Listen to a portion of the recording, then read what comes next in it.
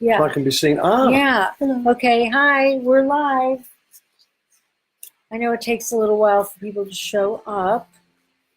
So if I look at that green dot there. Yeah. Look at the green dot. Yeah. Look at that. It's so weird. It's weird. But like when I'm speaking, I'm looking right at the computer, but it looks like I'm looking off to the side. Because you're looking at yourself. You need to look at the green dot. You need to look at the green dot.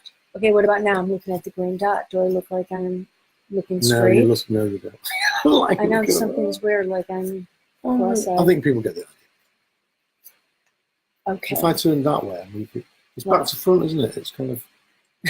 I mean, if I'm actually turning now to my left, but I look like I'm turning to my. I'm not even going to look at myself anyway. Okay. I don't like how I look. Okay. So, and sometimes you have to wait for people to show up. Because right now, Look, okay, one person. So, two people. So, good afternoon, everyone. This is Rabbi Jill Zimmerman, and I'm so excited to be doing this Facebook Live with my friend, you're only half in, Jason Fetty.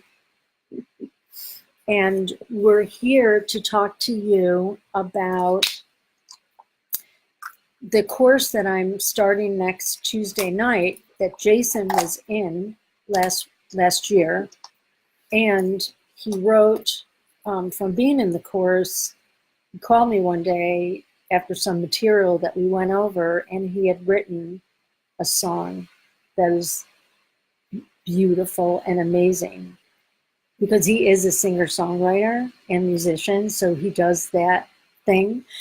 And so he's going to play it for you tonight. And so he came over.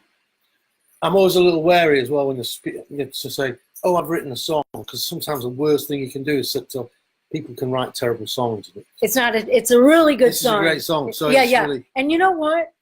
If you can share the video, there should be. Your head is out of the thing. Okay. I'm a professional songwriter, but a terrible TV person. I can't get my head into a. Okay, so if you can share the video with other people, that would be awesome. Yeah. Okay. So we're going to first start with a conversation about the kind of background to the song. So, and actually do a little interview. I'm going to do an interview with Jason. Yeah. So the name of the course that I'm teaching is Walking the Spiritual Path. And it's about the stages of spiritual journey. There are distinct stages that are really relate to a journey, whether they're journeys that you decide, that you choose, or the journeys that choose us. So the class is about journey, and we looked at different elements. The very beginning part of the journey is like waking up to the condition, the reality. We do it during the Omer, I should have said, because the Omer period is between Passover and when we arrive. We walk 49 days, and we arrive at the foot of Mount Sinai, where we receive Torah, we receive wisdom, receive instruction, and it was always thought to be this time of purification. So just like before Rosh Hashanah, the high holidays, there's a period during the month of Elul of soul reflection. That's also thought of the 49 days after Passover to Shavuot, a time of soul reflection and personal growth and finding meaning. So Jason, we'll start with saying, I did the course, I teach it both online, which is starting next Tuesday night. I'm teaching a new series, and also teach it in person. So Jason lives in... Lisa, yeah, very close actually. Very close. To Jill's home here in Orange County. Yeah. And I went to the course because of a mutual friend of ours, Rabbi Marsha Tilchin, had suggested that I go to this thing. to meet Jill and to find out, her sort of her just find out a bit more about Jill and the way she likes to teach and the things she likes to think about. So, do I look at you when I'm talking? No, I have no idea where to look. You're doing great. It's impossible. Yeah. So, most importantly, the word. So, one of the things I like very much from the very beginning, because of this idea of the journey and the Omer together, specifically a very Jewish sort of way of looking at things, was there's almost an element of, like at Pesach, which has obviously just been, we don't say, we don't talk about our forefathers, or the story of Pesach as being something that happened to other people. Right. We talk about it as you were there. Right. Okay. Exactly. You were literally there. Right. So we have to find ways, obviously our challenge is to find ways in which that has true meaning. Mm-hmm. It's easy to say it, and it sounds like a nice metaphor. Mm-hmm. On the other hand, how does that really... So for Pesach, we think about our own emancipation and our own ways out of ways through problems, or just facing challenges. Right. Or that kind of thing. So this was a similar kind of situation where we have the Omer and the marching through and the cleansing process of the Omer toward Mount Sinai and the receiving of wisdom and then freedom that emanates from that.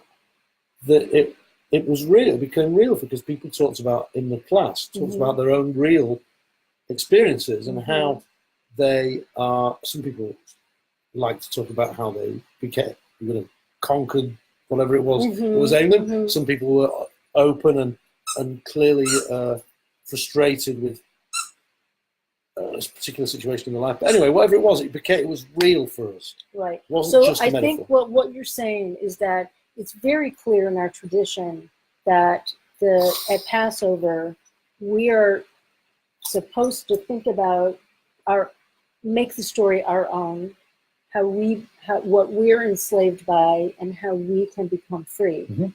But then when we become free, that's not the end of the story, because then you're in this great expanse, this great wilderness. And then the process of the Omer, the way that the class is about, is using that same principle of how is this true for you. Take those 49 days where the Jews wandered from Egypt to Mount Sinai, of how is that true for you in your own life, of how do you take a journey to which you end up at a place of openness. You go through stuff. Right. So there's a particular piece of the journey that was very, very resonant for people, and it had to do with the being in the unknown, okay, of like you're on the journey, you're moving forward, and then there's this wilderness, there's this unknown, and that was something that you really resonated with. Well, I didn't get it at first. Like, you asked a question, and you wanted people to think about it. It wasn't the answer wasn't obvious at first. So you asked about the nature of a wilderness, because the Jewish people go into a wilderness.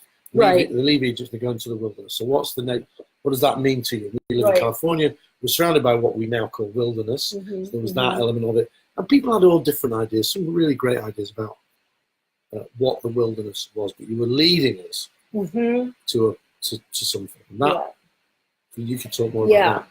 So one of the things that Jason said before we got on the FaceTime is that he was attracted to the class because he's always looking for metaphors or new metaphors to kind of be guides. Yeah, I should say, I know I'm in recovery. I've been in recovery a long time. So I have a pretty good spiritual practice for the sort of practical nitty-gritty of life. Not particularly heady. I don't know very much about. I'm not a rabbi, but I have a pretty good. Listen, it's kept me sober this long. I'm married, and the dog's still alive. And all although he wasn't invited over. I'm not saying all the plants on the patio, doing that well, but generally things are okay. It's not, it's all right. It's fine. So, but I work with Yeah. people who are new in recovery. Right. And so I always need new metaphors, not just for them, Right. for their benefit, Right. but for my own. Right. Because it's kind of, it keeps things like, it's all very well to know something, Right. but you have to re-know it and relearn it and re-experience it. Right. You know, that's my life's journey anyway. I'm not saying that for anybody else, Right. but for me anyway, I don't always know that, but it's always a nice surprise when it works. So Yeah. and it tends to work. So I didn't know what I was looking for, Right. but when I go to a course like that, Yeah. I'm not, thank God, in a state of desperation anymore. Yeah. Okay. Generally, Yeah. I'm not going there looking for, oh my God, for answers. I'm not in the dark. I'm looking to learn from someone who's got experience and knowledge and some new metaphors that I know will make the little hairs on the back of my neck stand up. Yeah. And I go, God, that's so good. That's good. That resonates with me again. Another more resonant, you know. Right. And as a musician, resonance is an important Yeah. thing, you know. So This is so interesting because I'm going to read to you a little piece of what ended up being an important piece. That then the song that you wrote came from that. All right. So we're talked about in the class. We're talking about being in the place, being in a wilderness, being in that place that's unknown. Meaning, I'm in this new territory.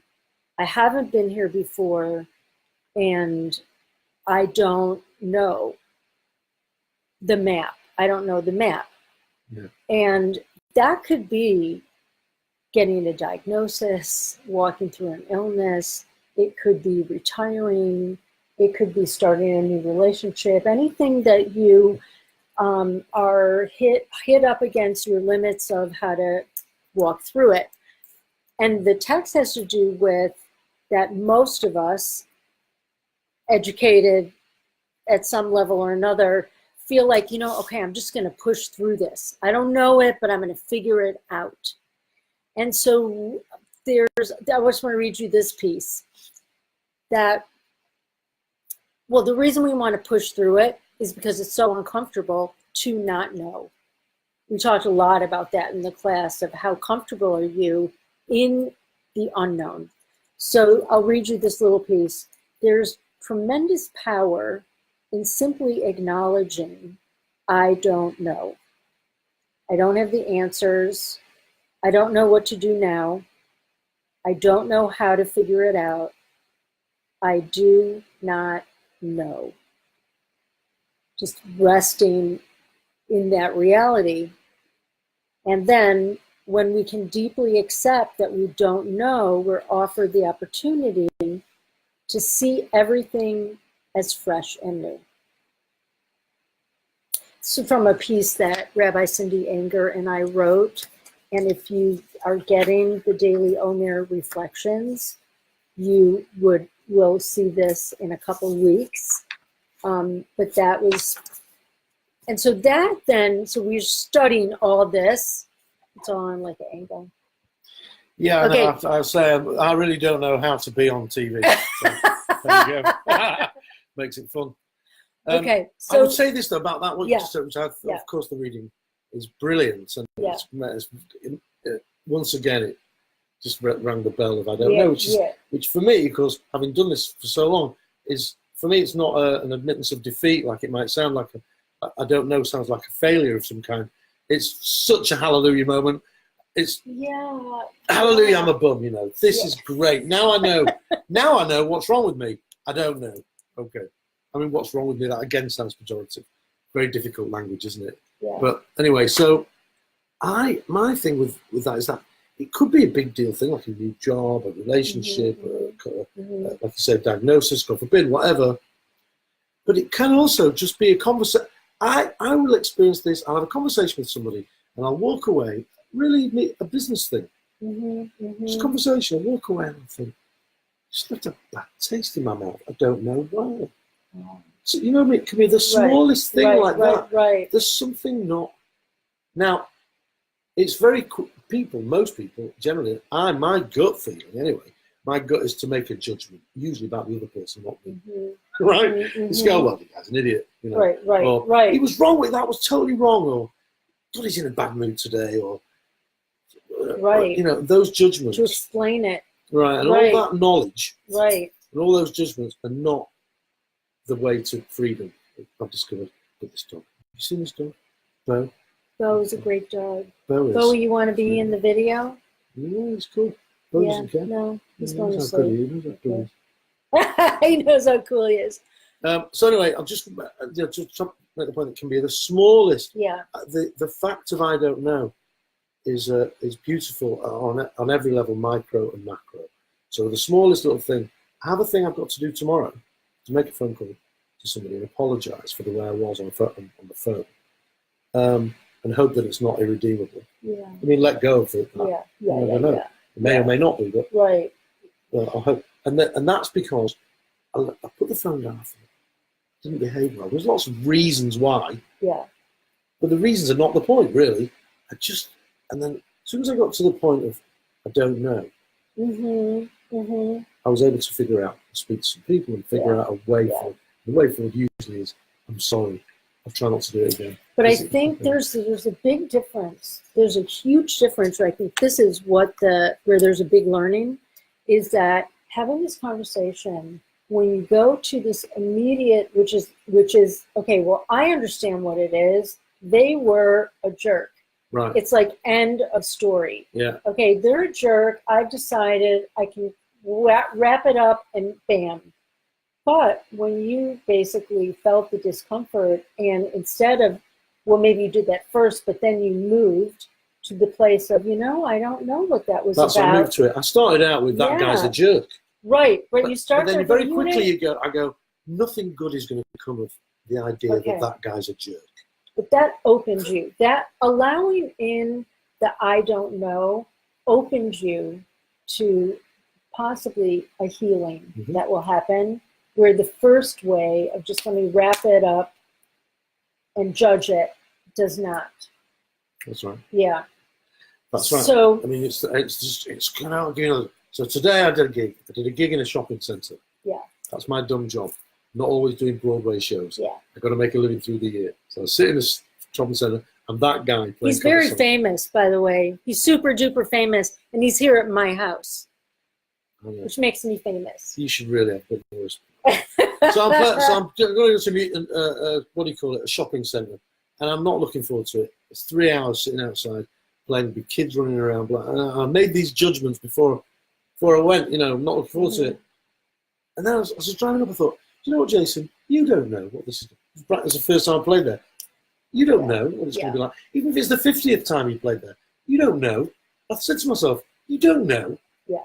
And I went, oh, and then it was gone, really. I just went to work, and as it happens, it was very nice.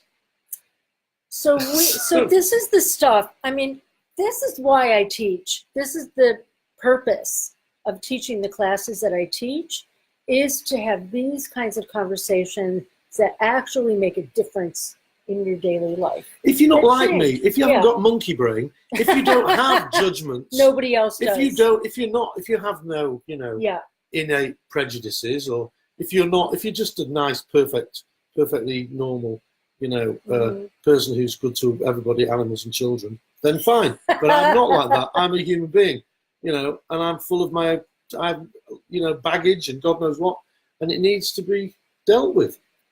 Yeah. So Jason called me last year after one of our classes, and he said, Jill, I wrote a song. I wrote a song about this, I don't know. And that's what he's going to perform it. He's going to sing it for you. So gracious as well. So, because if you write to me and you say, Jason, I've written a song, I would say, could you send me a recording of it? But you're very gracious. Why? To have you come over? Just allow me to play the song for you. Oh, it's the greatest song, okay? That's true. And so, That's but did you want to say, and so he's got his guitar, and he's going to play the song. Do you want to say anything about what went into the song? And also, is there anything else you want to say? I'll tell you this. Okay. Your course Yeah. This moment, anyway, for Yeah. me, the whole course is fantastic. The people are very interesting. And I learned some other things too, not just this thing that I don't know. Mm-hmm. I learned some other things. He was a very good teacher. He taught me well. And this is not the only, this was a good metaphor for me, but I also learned some other things about myself, which I'll tell you another time. But this one, this I don't know thing, resonated so well with me. It's the basis of recovery. It's the first step in recovery is, we admit we're powerless. So that's, you can read that as, I don't know. I don't have I don't have what it takes to fix this. And when I was new in recovery, I talked a lot and I knew a lot because I'm smart and I'm British. So I'm by definition superior to you. So you realize I'm being sarcastic, right? I think that though your Little accent is emoticon. definitely superior, Right. to my Chicago. We're supposed to have an emoticon. I've just read about this. Do you know about it's Sarcasm? Poe's law?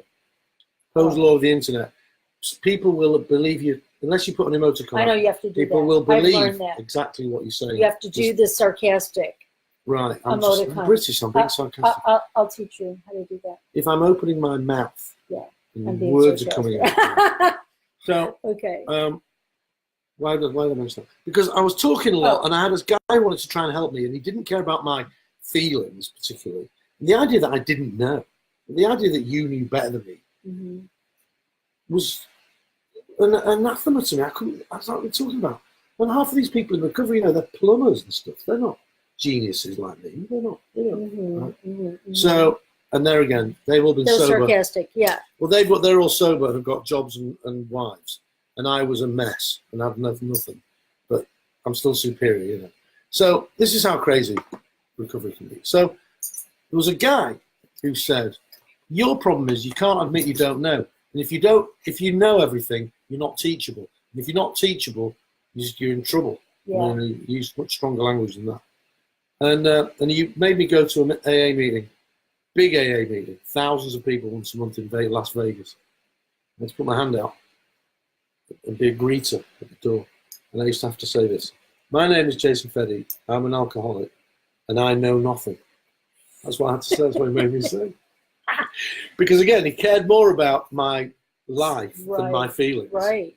Right. And he was right. He was a brilliant and very funny guy. And I knew he was being funny. And I knew he was making fun of me. I made friends that way. And very quickly I developed a community and became teachable. And so this resonated very strongly with me, this I don't know idea, right? And the wilderness thing was a new metaphor and a Jewish metaphor. Yes. A bit of Torah in there too, which, why not?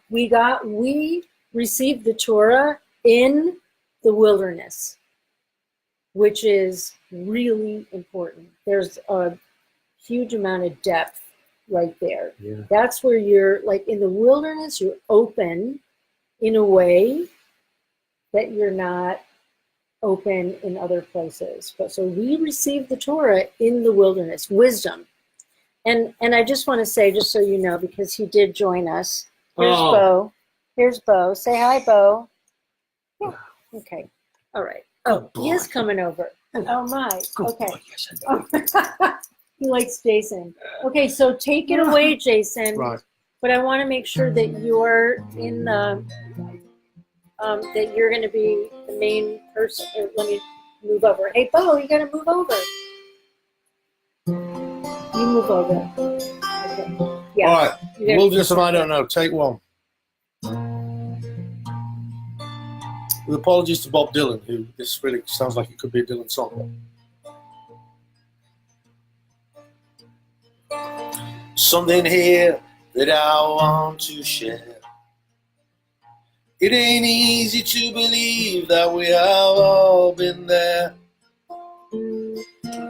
Sometimes it feels like we are all alone in a wilderness of I don't know. Took the turns that got me afraid and lost.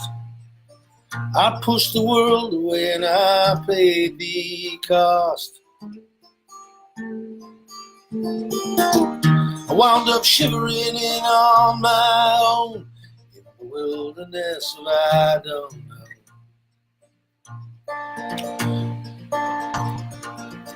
And it is lonely, it is dark in the cold. There is thunder coming up from worlds below. And in the stillness there's a flicker of a glow. It is a seed that we all can sow in the wilderness of I don't know. I sat in silence, I held my head, tried to call up something from some book I read. I begged for mercy when the night unrolled the wilderness of I don't know. I made a plan, but it did not get too far. It is not everyone can read these stars. I tried to call you, but I couldn't reach the phone in the wilderness of I don't know.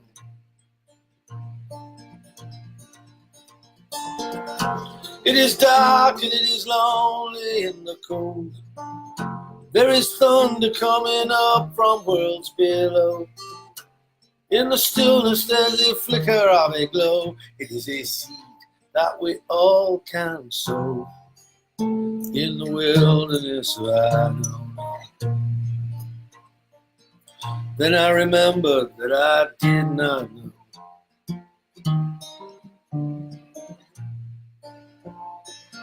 I told the sky that it was so. When the sun came up and pointed my way home to the wilderness of I don't know. I went out walking, I did not get too far. I started talking, my words just belong. Never landed, so nobody knew I was lost and far away from you.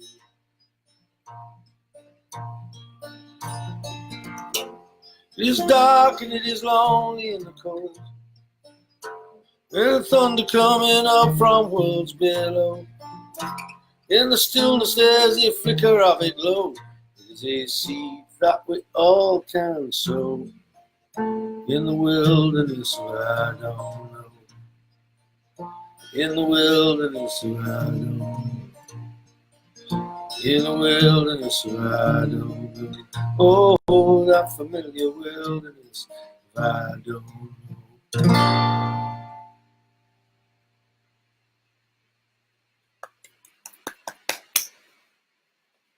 So beautiful. Thanks. I know it's one of those songs that just fell out because it was rolling around in my head a little while, and it just popped out Whoops. onto the page. It's very hard.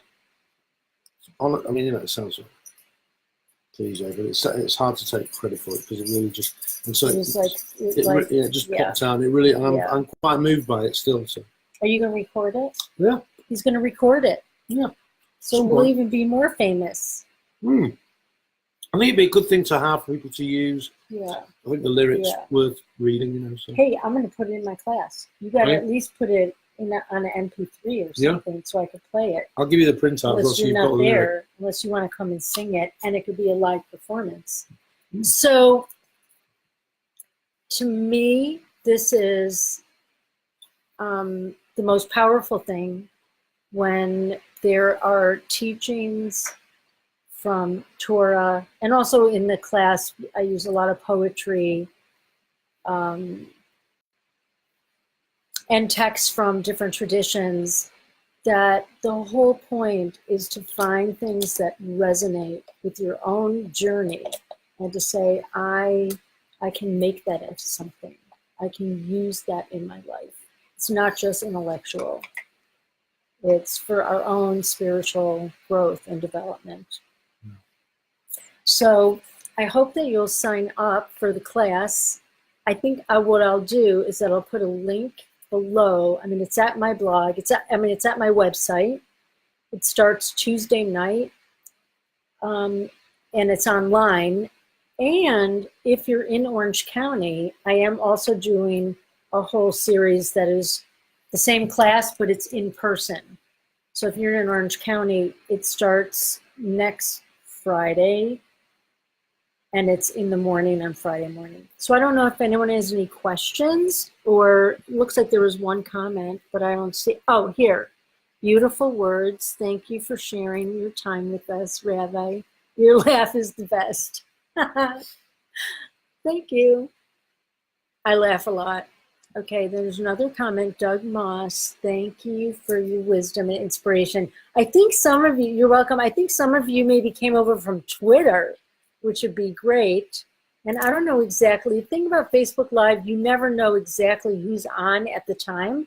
And it looks to me right now that Stacy Klein is here, Ellen Zimmerman, Linda Frank, hi Linda, Terry Cornell, Peter Levinson, Heidi Bourne, the great meditation teacher, Anne Cheslaw, my friend and former student, Karen Strock, Eddie Grossman, one of my best friends from growing up, Norma Levinson.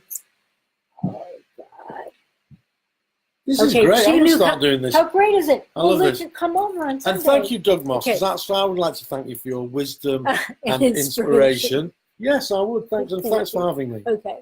And then, oh yeah, so Kimberly is from Twitter, and Doug says, I have work commitments on Tuesday. Okay, thank you for saying that, Doug. Here's the deal. I do the class live, but I record it.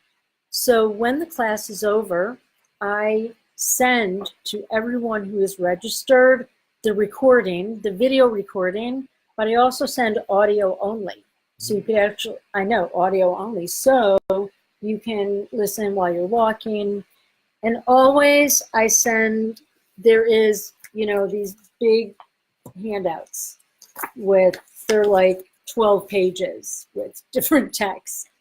Sometimes we don't get to everything, but you have them as resources, poetry and texts.